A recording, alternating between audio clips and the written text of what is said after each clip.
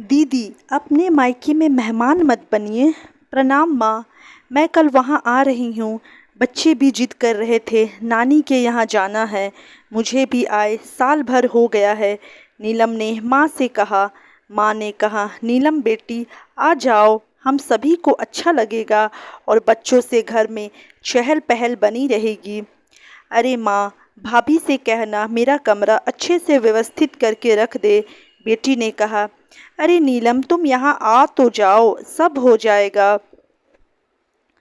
Phone में ही सारी बातें करोगी क्या? समीर तुम्हें स्टेशन लेने आ जाएगा, ऐसा कहकर माँ ने फ़ोन रख दिया। अरे श्वेता बहू, नीलम बेटी का फ़ोन आया था, वो कल आ रही है, उसका कमरा व्यवस्थित कर देना।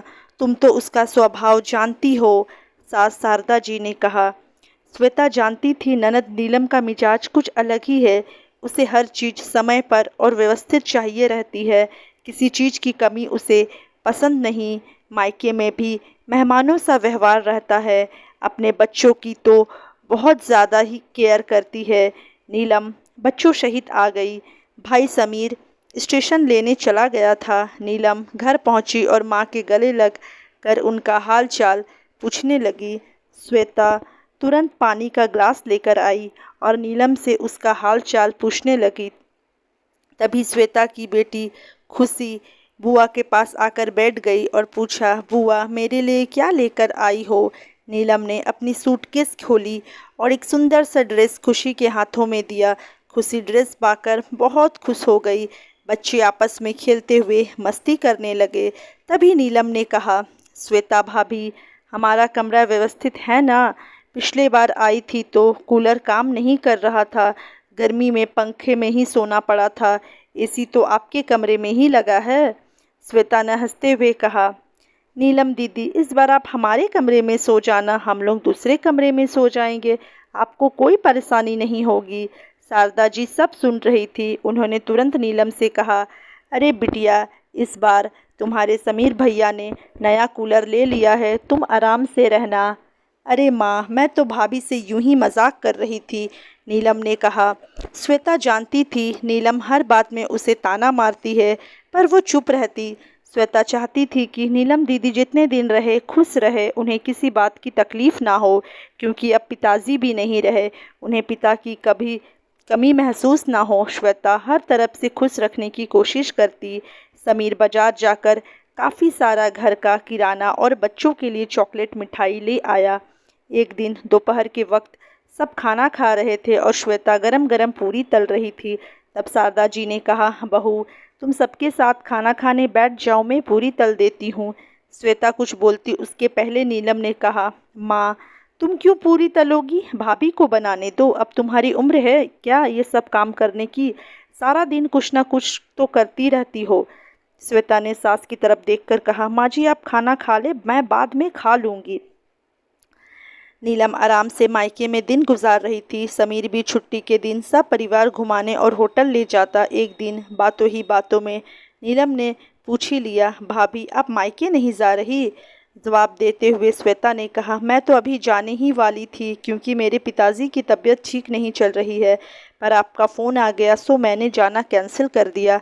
माँ जी कितना अकेले घर का काम करती, अब आपके जाने के बाद ही जाना होगा। अच्छा किया भाभी आपने जो मायके नहीं गई। ससुराल से तो मैं थकी हारी आती हूँ, फिर मायके में तो पूरा। नीलम दीदी आपकी भी तो ननद आती होगी, तब उन्हें भी पूरा आराम मिलता होगा, क्यों? श्वेता ने पूछा। नहीं भाभी, मैं तो साफ साफ कह देती हूँ, मुझसे अकेले काम नहीं होगा, उन्हें मदद तो करवानी ही होगी। इतने लोगों का खाना मैं अकेले कैसे बना सकती हूँ? नीलम हाथ हिलाते हुए बोली। शारदा जी चुपचाप सब सुन रही थी। उन्होंने तुरंत नीलम से कहा, फिर यहाँ अपनी भाभी का हाथ क्यों नहीं बटाती हो? वो भी तो अकेले काम से थक जाती होगी। अरे माँ, तुम तो अपनी बहू का पक्ष लेने लगी। ऐसा है तो मैं चली जाती हूँ, भाभी पर बोझ नहीं बनती। नीलम ऐसा कहते हुए रोने लगी। श्वेता जानती थी यह तो उनकी हर बार की आदत है, थोड़ा भी कुछ कहो तो बुरा मानकर रोने लगती है। श्वेता ने बात संभालते हुए कहा, अरे दीदी, माँ जी का ये मतलब नहीं था, आप तो आराम से रहिए, मुझे तो आदत है काम करने की, आप तो हर साल आती है, मैंने कभी कोई शिकायत की है क्या भला? एक दिन शारदा जी अपने कमरे में आराम कर रही थी, तभी नीलम ने अंदर आते ही पूछा, माँ भाभी नज़र नहीं आ रही है, बाहर गई है क्या? हाँ नीलम, बहू कह कर गई है, कुछ देर में आ रही हूँ। शायद कुछ काम से गई होगी, माँ ने बताया। नीलम ने कहा, माँ तुम्हारा गला कैसे खाली है, चेन नहीं पहनी? कहीं भाभी ने तो नहीं रख ली? शारदा जी कुछ कहने ही जा रही थी कि इतने में श्वेता कमरे में दाखिल होते हुए कहा, लीजिए माँ जी आपकी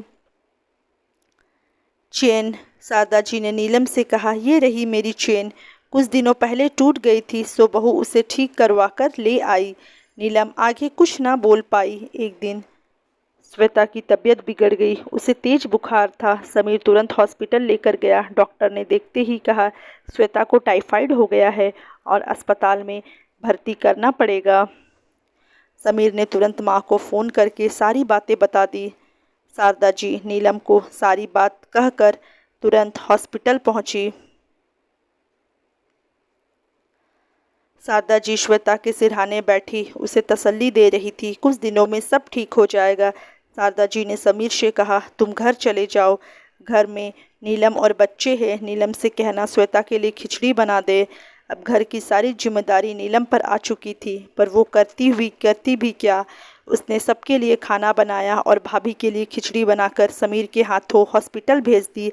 शारदा जी ने श्वेता को खाना खिलाया और घर वापस आ गई। घर आकर देखा नीलम काम कर रही थी और बच्चे भी अपने कमरे में चुपचाप खेल रहे थे। माँ के आते ही नीलम ने पूछा, भाभी की तबीयत कैसी है? शारदा जी ने कहा, श्वेता काफ़ी कमज़ोर हो गई है, कुछ दिन हॉस्पिटल में रखना पड़ेगा। तुम तो अब यहीं हो, मुझे किसी बात की चिंता नहीं, तुम घर संभाल लेना। नीलम मन ही मन सोच रही थी, अभी ना आती तो अच्छा रहता, हर बार मायके आराम करके ही जाती हूँ, अब तो मेरा घूमना फिरना भी नहीं हो पाएगा। सोचा था अच्छी शॉपिंग कर लूँगी, मायके आकर शॉपिंग करने का मज़ा ही कुछ और होता है। पार्लर जाकर अपना मेकओवर करवा लूँगी, अब संभव नहीं लगता। कुछ समय बीता। आज श्वेता घर आ चुकी थी, उसे काफ़ी कुछ ठीक लग रहा था। डॉक्टर ने आराम के लिए कहा था। समीर ने श्वेता को अपने कमरे में आराम करने को कहा। नीलम ने कमरे में आते ही कहा, क्या भाभी, हमारे आते ही आप बीमार पड़ गई, अब जल्दी से ठीक हो जाओ, मुझसे आपका घर नहीं संभाला जाता। अरे दीदी, ये तो आपका मायका है, आप अपना समझकर ही तो आती हैं, फिर ऐसा क्यों कह रही हो? श्वेता ने कहा। एक दिन श्वेता ने नीलम से कहा, मेरी अलमारी में कुछ बैग रखे हैं, उसे ले आओ। नीलम ने जैसे ही बैग खोलकर देखा, काफ़ी महंगी साड़ियाँ और बच्चों के ढेर सारे कपड़े थे। अरे भाभी, ये क्या? नीलम ने आश्चर्यचकित होकर पूछा। हाँ दीदी, आपके आने से पहले मैंने और समीर ने जाकर सारी शॉपिंग कर ली थी, क्योंकि मुझे मेरे पिताजी की तबीयत देखने जाना था। माँ जी ने कहा था मैं मायके चली जाऊं, पर आप आ रही थी तो मैं कैसे जा सकती थी, पर कहीं अचानक जाना पड़ जाए तो आप सभी के लिए पहले ही ये कपड़े खरीद लाए थे। नीलम अपने आप को शर्मिंदा महसूस कर रही थी। नीलम श्वेता के गले लगते रोने लगी। भाभी, मैंने आपको हमेशा गलत समझा और भला बुरा भी कहती रही, पर कभी आपने सामने से जवाब नहीं दिया, मुझे माफ़ कर दीजिए।